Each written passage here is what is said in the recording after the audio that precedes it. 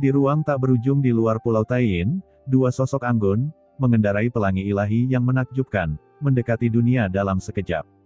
Itu adalah gadis matahari Pluto dan bintang gelap Pluto. Dua sosok langsung jatuh di luar formasi besar di luar Pulau Taiyin. Setelah bertemu satu sama lain, secercah cahaya muncul di mata mereka. Bintang gelap, apakah kamu juga merasakan kelainan itu? Ucap gadis Sun Pluto memandang Pulau Taiyin di kejauhan. Pada saat ini, Pulau Taiyin sepertinya telah kembali normal, tetapi ada jejak warna aneh di mata gadis Sun Pluto. Aku baru saja lewat secara tidak sengaja. Ucap gadis bintang gelap Pluto dengan tenang. Apa?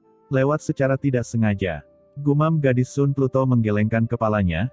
Bintang gelap, kamu bisa menipu orang lain dengan kata-katamu, tapi kamu tidak bisa menipuku. Ucap gadis Sun Pluto tertawa kecil, tapi tidak banyak bicara, hanya melihat Taiyin Mingnu di depannya dengan dingin. Pulau?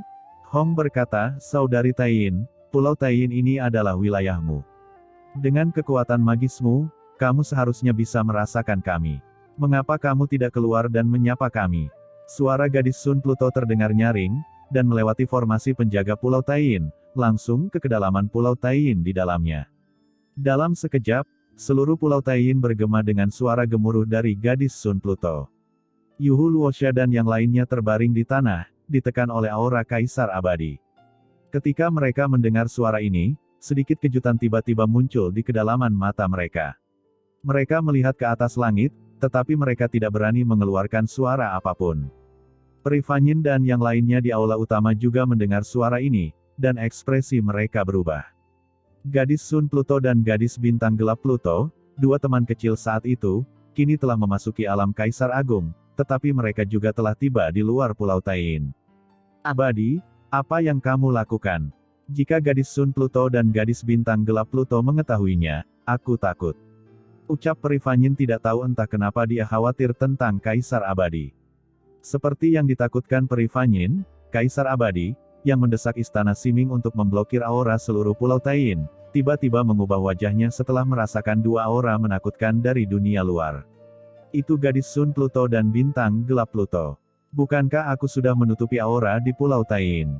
Kenapa kedua orang ini masih datang, dan datang begitu cepat? Mungkinkah aura sebelumnya bocor? Apakah mereka merasakannya? Gumam Kaisar Abadi memandang ke kedalaman Pulau Taiyin dengan ekspresi cemas di wajahnya. Saat ini, di kedalaman Pulau Taiyin, terdapat aura gelap samar yang ingin keluar dari sebelumnya, namun sepertinya terhalang oleh sesuatu dan belum bisa meledak. Jika pecah pasti akan membuat khawatir gadis Sun Pluto dan bintang gelap Pluto di dunia luar, pada saat itu akan terjadi masalah. Keributan di dalam belum mereda. Aku mungkin belum bisa mengalahkan Taiyin Mingnu. Tuan Chen, kamu harus cepat. Gumam Kaisar Abadi sangat cemas. Di luar Pulau Taiyin, gadis Sun Pluto dan bintang gelap Pluto terus memandangi Pulau Taiyin di depan mereka. Namun, tidak peduli bagaimana gadis Sun Pluto berseru, tidak ada pergerakan di Pulau Taiyin di depan mereka, seolah-olah mereka telah tertidur lelap. Memang ada masalah.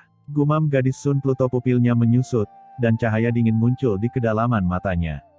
Saat berikutnya, dia mengulurkan tangan besarnya dan menusukkannya ke arah deretan Pulau Taiyin di depannya. Matahari hitam pekat yang terik terbit di atas laut bencana abadi, mekar dengan cahaya dunia bawah yang tak ada habisnya, seperti meteor, menghantam formasi besar di depan dengan keras. Raungan yang memekakkan telinga terdengar, dan barisan penjaga Pulau Taiyin di depan langsung diaktifkan. Cahayanya terang, berputar dengan keras, dan mengeluarkan bunyi klik yang keras, bergetar hebat seperti selaput bola yang terjepit, dan serangkaian garis halus muncul dalam guncangan hebat. Ketika celah terbuka dalam formasi Pulau Taiyin, aura menakutkan menyerbu, mencoba menembus Pulau Taiyin di depan. Tapi saat ini, dengan suara mendengung, waktu dan ruang berubah di Pulau Taiyin, dan pemandangan aslinya berubah dengan cepat. Sebuah aula sederhana dan megah menjulang di atas Pulau Taiyin, menutupi segala sesuatu di Pulau Taiyin. Di bawah kekuatan gadis Sun Pluto, Istana Siming Kaisar Abadi akhirnya terungkap dan muncul di depan kedua permaisuri, menyebabkan pupil mereka menyusut. Bagaimana istana kuno yang belum pernah terlihat sebelumnya bisa muncul di langit di atas Pulau Taiyin? Tidak baik. Di Pulau Taiyin di bawah, ekspresi Kaisar Abadi berubah drastis di saat yang sama. Di bawah kekuatan gadis Sun Pluto, dia akhirnya tidak mampu mempertahankan ilusinya, dan tiba-tiba terekspos ke istana Siming. Melihat aula kuno, pupil gadis bintang gelap Pluto menyusut, seolah dia melihat sesuatu yang mengejutkannya, dan sedikit keraguan muncul di kedalaman matanya. Gadis Sun Pluto di samping mengerutkan kening dan berkata dengan suara yang dalam, "Aula utama. Kapan Taiyin Mingnu memiliki harta karun hantu? Taiyin, kamu menggunakan harta ini untuk menutupi Pulau Taiyin. Apa yang kamu lakukan di dalam?" Begitu dia selesai berbicara, aura gadis Sun Pluto melonjak, dan dengan keras, seluruh tubuhnya tampak berubah menjadi matahari yang gelap terik, dengan keras merobek formasi besar di Pulau Taiyin di depannya, dan lalu kekuatan yang menyala-nyala itu bagaikan gunung berapi yang meletus, menghantam istana Siming di depan. Aura menakjubkan menyebar, langkah gadis Sun Pluto jelas mengguncang istana Siming di depannya, untuk memata-matai penampakan Pulau Taiyin yang sebenarnya, namun yang mengejutkannya adalah di bawah pengaruhnya, istana kuno ini ternyata hanya sedikit bergetar, stabilitasnya segera pulih. Harta karun Kaisar, gumam gadis Sun Pluto, pupilnya menyusut, dan istana di depannya tetap tidak bergerak di bawah serangannya. Ini jelas merupakan harta karun Kaisar besar dunia bawah, dan itu bukan harta karun Kaisar besar dunia bawah biasa. Bintang kegelapan, apa yang kamu lakukan berdiri di sana?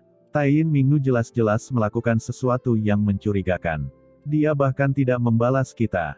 Mengapa kita tidak bergabung dan meledakkan istana untuk melihat apa yang dilakukan orang ini? Ucap gadis Sun Pluto berteriak dengan marah, dan dengan suara mendengung, cahaya dunia bawah yang aneh bermekaran di pupilnya, berubah menjadi dua pelangi dewa gelap, yang menghantam aula Siming dalam sekejap, dan dengan keras, aula Siming bergetar, tapi masih tetap stabil. Hah? Aku tidak percaya lagi. Mutiara yang ganas milik Pluto. Teriak gadis Sun Pluto mengatupkan kedua tangannya, dan sebuah bola hitam pekat tiba-tiba muncul di depannya. Saat bola itu muncul, rune hitam pekat yang tak terhitung jumlahnya mekar, dan rune itu bersinar, memancarkan aura menakutkan dan dingin yang membuat orang berdebar-debar. Dengan keras, mutiara liang milik gadis Sun Pluto meledak menjadi pelangi ilahi dalam sekejap atas desakan gadis Sun Pluto. Benar-benar seperti matahari yang jatuh, membakar langit dan bumi, dan runtuh. Harta karun dunia bawah Kaisar, sial, apakah gadis Sun Pluto ini orang gila? Terlebih lagi, bukankah dia menerobos ke alam Kaisar setelah permaisuri menghilang? Dari mana datangnya harta karun dunia bawah Kaisar? Gumam Kaisar abadi, wajahnya yang terselubung di istana Siming berubah drastis. Dalam sekejap, dia merasa bahwa mutiara liang yang ditampilkan oleh Sun Mingnu sebenarnya adalah harta karun dunia bawah Kaisar Agung. Bagaimana mungkin ada orang yang sekarang memiliki harta karun dunia bawah Kaisar Agung? Kaisar abadi tidak berani gegabah, mengaktifkan asal-usulnya, dan mendesak istana Siming dengan seluruh kekuatannya. Terjadi ledakan, seolah-olah langit runtuh, istana Siming dihantam oleh mutiara liang, dan tiba-tiba bergetar hebat. Untungnya, istana Siming adalah harta dunia bawah tanah permaisuri Ming Yue yang terbaik pada saat itu, dan hanya berguncang sedikit. Sebaliknya, mutiara liang sangat ganas, istana Siming terbang mundur, menembus kekosongan di belakangnya. Kekuatan ini, bukan Taiyin Mingnu yang mengaktifkan harta karun ini. Siapa kamu? Aura gadis Sun Pluto tidak teratur, dan dia tiba-tiba mengeluarkan suara kaget dan marah. Dalam konfrontasi singkat sebelumnya, dia akhirnya merasa bahwa bukan Taiyin Mingnu yang memindahkan harta istana di depannya, melainkan orang lain. Siapa ini? Dia kaget dan marah, kapan seorang kaisar asing ditempatkan di laut bencana abadi? Mungkinkah Taiyin Mingnu berkolusi dengan kaisar besar lainnya di dunia bawah? Brengsek, gumam kaisar abadi di bawah merasa cemas, tetapi dia tidak mengatakan sepatah kata pun, hanya menatap bagian terdalam Pulau Taiyin. Di gua ketiadaan yang terdalam, terobosan Molly akhirnya berakhir. Aura aturan yang menakutkan datang, tubuh Molly dengan cepat mengeras, dan aura kaisar yang membuat semua orang hadir tiba-tiba menyebar, mengguncang ke segala arah. Kaisar Agung. Pada saat ini, Molly tergantung di dalam gua, dan aura kaisar yang tak ada habisnya mekar. Seluruh tubuhnya mempesona, dan setiap kulit, tulang, isi perut, meridian, dan bahkan rambut mengandung kekuatan hukum agung, seolah-olah itu bisa menembus langit. Apakah aku telah menembus Kaisar Agung? Molly bergumam, merasa bahwa seluruh tubuhnya dipenuhi dengan kekuatan yang tak ada habisnya. Tiba-tiba dia mengepalkan tinjunya, dan berdengung. Begitu dia mengepalkan tinjunya, niat membunuh yang mengerikan meledak, dan kekosongan di sekitarnya runtuh. Seluruh gua bergemuruh, seolah-olah akan runtuh. Selain itu, aura menakutkan yang tak terlihat memenuhi udara, mengganggu kehampaan di sekitarnya. Formasi jiwa 4 gajah yang awalnya menyelimuti kekosongan di dalam gua tiba-tiba berbunyi klik dan runtuh dalam sekejap.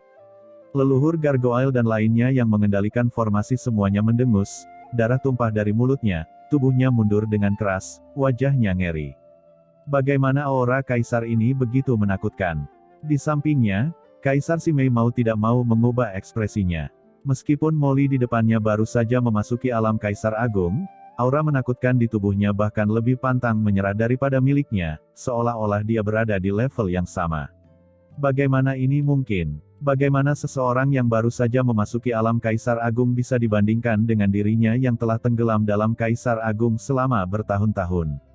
Hahaha, kekuatan Kaisar Agung, saya tidak menyangka bahwa saya telah melangkah menjadi Kaisar Agung. Ucap Molly telah sepenuhnya memblokir persepsi sekitarnya pada saat ini, dan malah tenggelam dalam kekuatan mengerikan dari tubuhnya. Matanya berkaca-kaca dan dia sangat bersemangat. Bertahan dari situasi putus asa, dia hampir mati sebelumnya, tetapi dia tidak menyangka bahwa pada saat kritis, dia mendapatkan berkah tersembunyi. Tidak hanya dia bertahan, tetapi dia juga menerobos ke alam Kaisar Agung. Ini membuat Molly merasa gembira. Pada saat ini, Molly merasa selama dia memukul, seluruh dunia akan hancur oleh pukulannya. Selamat Tuan, selamat Tuan. Pada saat ini, suara ngeri bergetar di benak Molly. Jiwa Molly melihat ke dalam dan menatap langit di atas lautan jiwanya sejenak. Dia melihat bahwa di kedalaman lautan jiwanya, aura dingin yang menakutkan dunia sedang melonjak. Teror aura ini membuat yang sebelumnya bersiap untuk membawanya pergi. Utusan suci teratai hitam menekannya di sini, tidak bisa bergerak. Kamu belum mati, ucap Molly berkata dengan cemberut. Dia hampir melupakan orang ini ketika dia menerobos sebelumnya. Sambil berpikir, aura dingin yang menakutkan naik ke langit dari lautan jiwa Molly, dan langsung menangkap utusan suci teratai hitam dan mengikatnya di sana. Tuanku, selamatkan hidupku, ucap utusan suci teratai hitam. Ekspresinya berubah, dan dia buru-buru berkata dalam ketakutan, saya, Hei Lian telah menyinggung keluarga kerajaan sebelumnya, dan saya pantas mati. Maafkan atas ketidaktaatan saya, dan saya bersedia mencurahkan seluruh tenaga di masa depan, mematuhi perintah dan melayani tuanku tanpa berpikir dua kali. Ucap utusan suci teratai hitam terikat erat dalam kehampaan, dan dia berkata dengan ngeri, kekuatan jiwa Molly yang mengerikan membuatnya secara naluriah meringkuk, dan kedua kakinya yang putih panjang dijepit, tampak menyedihkan dan memohon. Dia jelas merasakan kekuatan mengerikan melonjak di benak Molly saat ini. Kekuatan ini berasal dari keluarga kerajaan abis. Selama pihak lain punya pemikiran, dia bisa dimusnahkan dari dunia ini. Dia akhirnya datang ke dunia bawah ini, bagaimana dia bisa mati di sini seperti ini? Dia tidak ingin mati. Mata Molly dingin, selamatkan hidupmu, kamu mencoba mengambil tubuhku lebih awal, yang hampir menyebabkan kematianku, dan aku tidak bisa menyelamatkan Qian.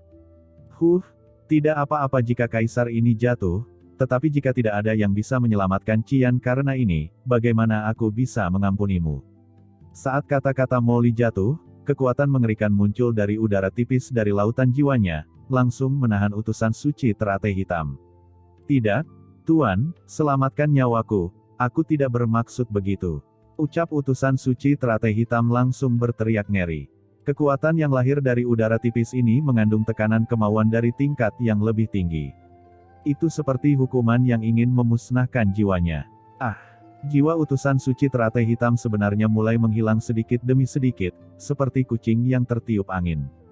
Pada saat ini, sebuah suara yang dalam tiba-tiba terdengar, "Nak Molly, tunggu sebentar." Molly menoleh, dan leluhur iblis Luo lah yang berbicara. Dia mengerutkan kening dan berkata, "Leluhur iblis Luo, mengapa kamu ingin menghentikanku untuk membunuhnya?" Dan saat Molly membuka mulutnya, utusan suci teratai hitam yang jiwanya menghilang tidak lagi dimusnahkan dalam sekejap, dia seperti sapi dan domba berkulit, melayang di udara, dengan ekspresi putus asa dan ketakutan, dan matanya penuh dengan air mata. Keinginannya membeku, dan jiwanya tidak bisa bergerak sama sekali. Dia hanya bisa memandang leluhur iblis Luo dengan putus asa, penuh harapan dan ketakutan. Leluhur iblis Luo meliriknya dan terkekeh, "Nak Molly, bukankah orang ini mengatakan bahwa kamu berasal dari keluarga kerajaan Abyss? Dia pasti tahu banyak tentang Abyss. Akan sia-sia jika membunuhnya. Setidaknya kita bisa mengetahui lebih banyak tentangnya." "Hah? Apa yang perlu kamu klarifikasi?" ucap Molly mendengus dingin. "Aku Molly, bagaimana aku bisa menjadi keluarga kerajaan Jurang Maut?" Leluhur iblis Luo terkekeh, menggelengkan kepalanya dan berkata, "Tentu saja aku tahu bahwa kamu tidak ingin menjadi keluarga kerajaan Jurang Maut, tetapi jika menyangkut identitas dan asal-usulmu, kamu tidak boleh bingung. Selain itu, orang ini tidak berguna bagimu, tetapi bagi anak itu Qin Chen, mungkin masih berguna, jadi bukankah sia-sia kalau dibunuh begitu saja?" Mata Molly bersinar dan dia sedikit mengangguk. Leluhur iblis Luo memang benar, identitasnya tidak penting, tetapi jika orang ini berguna bagi Qin Chen, bukankah salah jika dia membunuhnya? Sial, memikirkan hal ini, Molly tiba-tiba menghela nafas. Sialan, saya seorang kaisar yang kuat, apakah saya perlu mempertimbangkan apa yang dipikirkan iblis Qin itu? Konyol sekali. Namun, meskipun dia bergumam di dalam hatinya, dia tidak terus mengambil tindakan, malah dia mendengus dingin dan berkata, Demi Luo Hu, aku akan mengampuni hidupmu dulu." Begitu kata-kata itu jatuh, terdengar ledakan, dan tekanan kemauan tak berujung yang awalnya menahan utusan suci teratai hitam menghilang. Utusan suci teratai hitam menjadi rileks, dan jatuh lemas dalam kehampaan karena ketakutan, terengah-engah. "Terima kasih banyak karena tidak membunuhku, yang mulia keluarga kerajaan. Mulai sekarang, bawahan ini bersedia menganggapmu sebagai tuanku dan melayanimu," ucap utusan suci teratai hitam mengabaikan rasa takutnya dan buru-buru berbaring di tanah, berlutut dalam-dalam dan berbicara dengan gemetar. "Apa melayaniku?" gumam Molly mencibir. "Saya memiliki Qian, apakah saya memerlukan orang ini untuk melayani saya? Terlalu malas untuk berpikir terlalu banyak." Kehendak Molly langsung menarik diri dari lautan jiwa dan kembali ke tubuh fisiknya. Matanya terbuka, dan ada cahaya ilahi hitam berkedip. Kemudian dia melihat Qin Chen, Kaisar Yuming dan lainnya yang mengelilinginya, menatapnya sambil tersenyum. Di tangan Qin Chen, pedang ilahi pembunuh terbalik dipenuhi dengan niat membunuh yang menggetarkan hati, mengisi kekosongan dengan niat membunuh yang mengerikan, memilih kesempatan untuk melahapnya. Dan di atas kepala Molly, ada sebuah istana sederhana yang tergantung, siap runtuh kapan saja. Molly mengerutkan kening, wajahnya tiba-tiba menjadi sangat jelek, dan dia berkata dengan dingin, "Qin Chen, apa yang kamu lakukan?" Aura Kaisar Agung yang mengerikan langsung memenuhi udara, mengguncang kehampaan. Matanya menyipit, dan auranya naik dan turun. Setelah menerobos Kaisar Agung, Molly merasa seluruh tubuhnya penuh kekuatan, dan dia merasa seperti dia bisa mengendalikan langit dan menjadi tak terkalahkan. "Yah, benar, Molly. Setelah kamu menerobos Kaisar Agung, tidak hanya tingkat kultivasimu meningkat pesat, tetapi emosimu juga meningkat," ucap Qin Chen mencibir dan mengaktifkan sumbernya. Pedang pembunuh balik di tangan Qin Chen tiba-tiba bergetar sedikit. Niat membunuh yang mengerikan meledak langsung dari pedang ilahi pembunuh terbalik. Kali ini, Qin Chen secara langsung mengaktifkan niat membunuh yang paling mengerikan di pedang ilahi pembunuh terbalik, mengaktifkan kekosongan ke segala arah dan mengunci Molly. Meskipun Molly baru saja menerobos ke ranah Kaisar Agung, Qin Chen merasa sangat menakutkan, bahkan lebih menakutkan dari Taiyin Mingnu sebelumnya, tentu saja dia tidak berani gegabah. Niat membunuh ini, di bawah niat membunuh dari pedang ilahi pembunuh terbalik, Molly merasakan hawa dingin di sekujur tubuhnya, dan ketakutan yang tak dapat dijelaskan melonjak di dalam hatinya. Sebelumnya, saat dia belum menembus Kaisar Agung, dia tidak terlalu memikirkan pedang ilahi pembunuh terbalik di tangan Qin Chen. Tapi sekarang setelah dia menerobos, sepertinya ada sosok yang menjulang tinggi di pedang ilahi pembunuh terbalik, bahkan jika dia telah menembus Kaisar Agung, dia masih terkejut. Dia merasakan tekanan yang mencekik.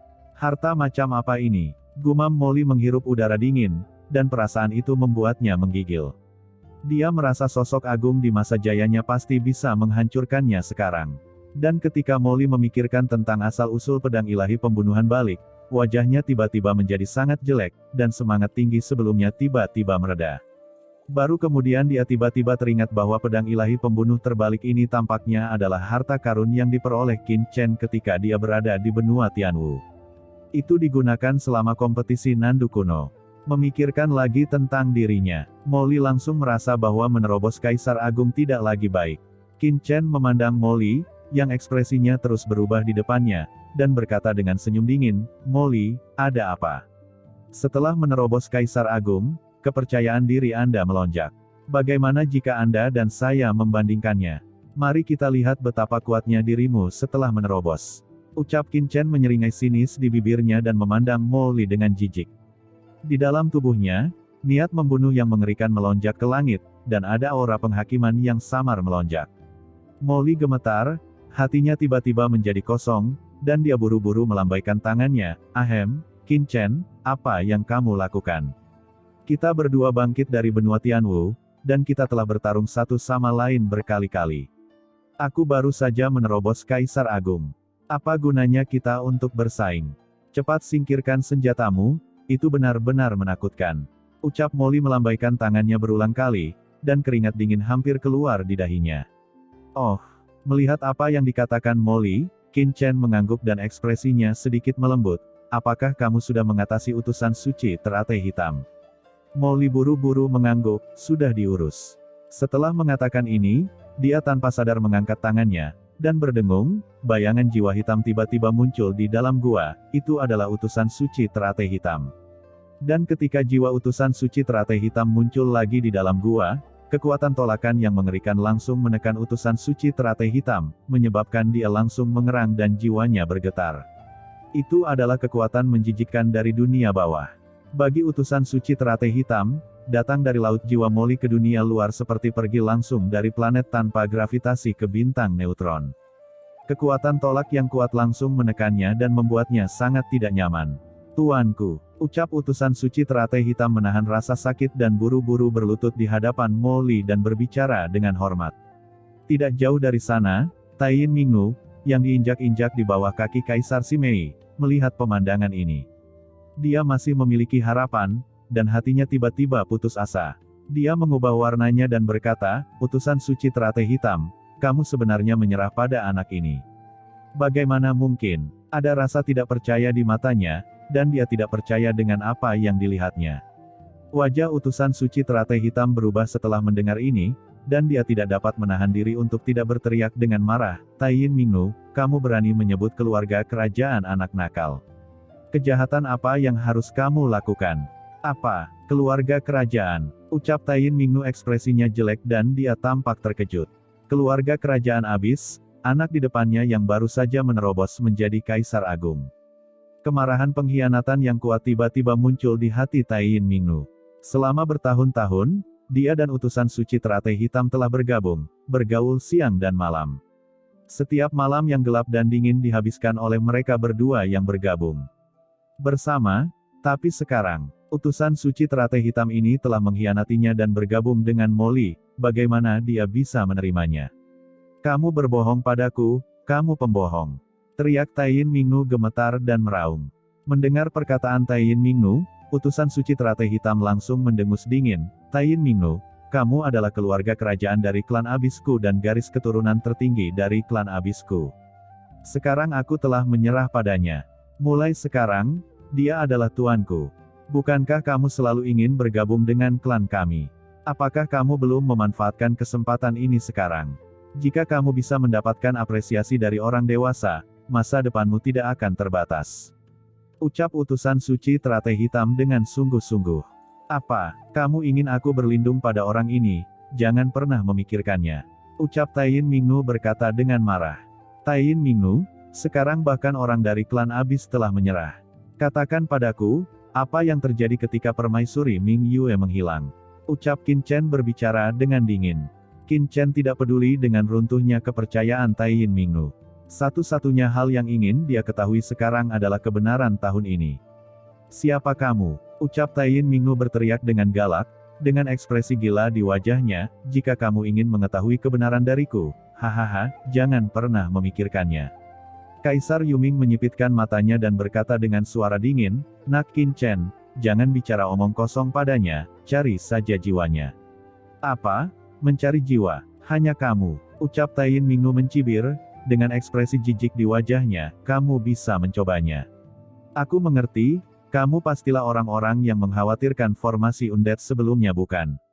Aku tidak menyangka bahwa terlepas dari semua perhitunganku, aku akan berakhir di sini. Lakukanlah saja, tetapi jika aku mati, apapun tujuanmu, jika berani beraksi di lautan bencana abadi, niscaya kamu akan mati, hahaha. Ucap Taiyin Mingnu tertawa histeris. Qin Chen mengerutkan kening dan menatap utusan teratai hitam. Jika permaisuri Ming Yue menghilang karena klan Abyss, utusan teratai hitam mungkin mengetahui sesuatu. Ketika Molly melihat ini, dia mengerti dengan jelas dan segera bertanya kepada utusan suci teratai hitam. Namun, yang mengejutkan Qin Chen dan yang lainnya adalah utusan suci teratai hitam tidak tahu banyak tentang hilangnya permaisuri Ming Yue, dia juga tidak tahu apa-apa tentang hal itu. Setelah mendengar semua ini, Qin Chen dan yang lainnya terkejut dan sedikit mengernyit. Segalanya benar-benar berbeda dari yang dia bayangkan. Awalnya, dalam imajinasi Qin Chen, setelah hilangnya permaisuri Ming Yue, Taiyin Mingnu menerobos. Selain itu, orang ini berkolusi dengan klan Abyss, dan kemungkinan besar dialah pembunuh yang menjebak permaisuri Ming Yue. Tapi yang tidak dia duga adalah hilangnya permaisuri Ming Yue dan utusan suci teratai hitam tidak ada hubungannya satu sama lain. Selain itu, ada orang kuat dari dunia bawah yang memaksa masuk ke dalam pertempuran antara klan Abyss, yang juga mengejutkan Qin Chen dan yang lainnya.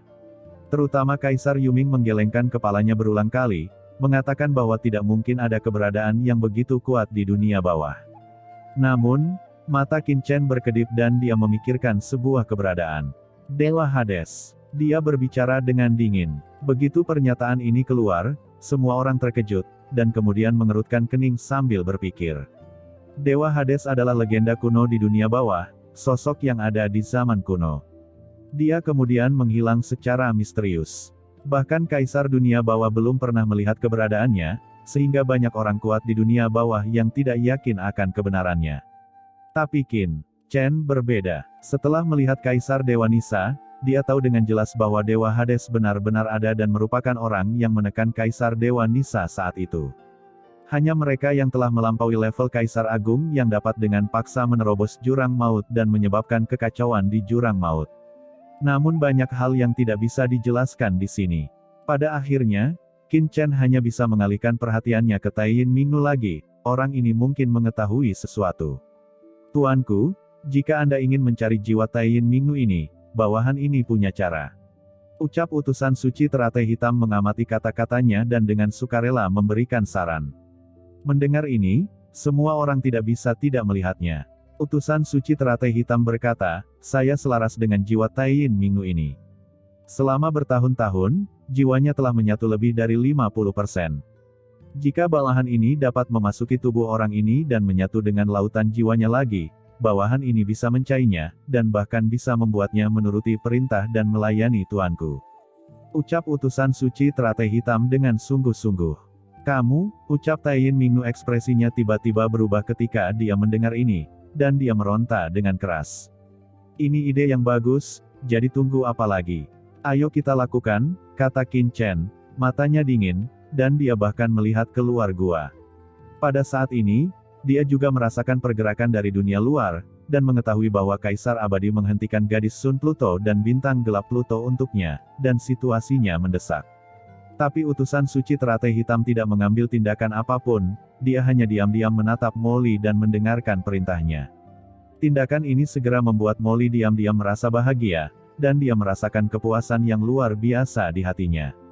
Hei, karena Qin Chen sudah memberitahunya, lakukan saja, kata Molly dengan bangga, diam-diam bangga di dalam hatinya. Ya Tuan, ucap utusan suci teratai hitam segera memberi hormat, dan kemudian dengan keras, seluruh tubuhnya berubah menjadi bayangan hitam dan langsung tenggelam ke dalam tubuh Taiyin Mingnu. Ah! Taiyin Mingnu berteriak, tetapi dia tidak dapat menghentikan invasi utusan teratai hitam. Setelah bertahun-tahun, keduanya benar-benar menjadi satu tubuh dan dapat dengan mudah bergabung. Aura mengerikan muncul dari tubuh Taiyin Mingnu, dan ekspresi asli Taiyin Mingnu yang sulit diatur langsung menjadi meronta, seolah-olah dia sedang menolak sesuatu. Tuan, mohon ambil tindakan, suara utusan suci teratai hitam keluar, dengan sedikit susah payah. Qin Chen segera mengambil langkah ke depan, menekankan tangan besarnya langsung ke kepala Taiyin Mingnu, dan dengan paksa mencari jiwanya.